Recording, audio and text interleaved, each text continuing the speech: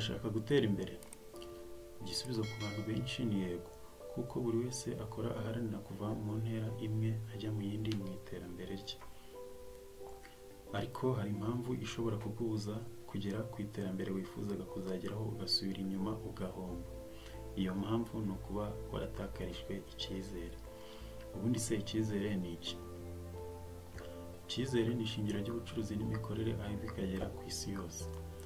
Iyo uhawe icyizere wizera ko baguhaye ibyuzuye. Uwishyura yizera ko azakorerwa ibyo yishyuriye. Iyo ukora wizera ko uzishyurwa. Hari ibibazo bitanu uhura nabyo iyo umaze gutakarizwa icyizere. Iyo uri umukozi cyangwa umucuruzi utagirirwa icyizere, nta muntu wemera kukwishyura mbere. Iyo utakigirirwa icyizere, nta muntu wizera ko ibyo umubwiye ariko uzabikora.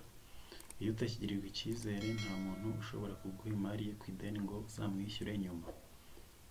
Iyo utakigirirwa icyizere, nta wizera ko nyuma y'igihe runaka azaba akikubona bityo ngo aguhe ibintu bye cyangwa amafaranga ye. Iyo utakigirirwa icyizere, utakaza agaciro gakomeye mu mikorere yawe bikakuviramo igihombo gikomeye cyane. Hari uwagutije amafaranga, uhuye n'ikibazo ukamwizeza ko urayamuha ku mugoroba cyangwa ejo ku munsi ukurikira, yamara kuyaguhereza umaze gukemura ikibazo wahuye nacyo ukayamwishyura hashize ukwezi cyangwa ukayamwambura. Ubu yamaze kugutakariza icyizere, byararangiye. Niwongera guhura n'ikindi kibazo ku wundi munsi, kuzasubira kumutera amafaranga bizakugora kuko ntayo azaguha. Ubwo urumva uzabigenza ute? Bibaze kandi wisubize. Iyo watakarijwe icyizere n'abantu, ibibazo biba byagukomeranye cyane. None se igikwiye ni igiki ahangaha?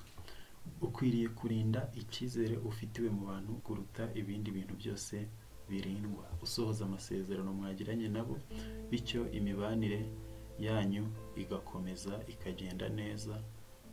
Wamukeneraho serivisi ugatinzwa no kurangiza kuyimubwira, agahita ayikemura byihuse. Murakoze cyane.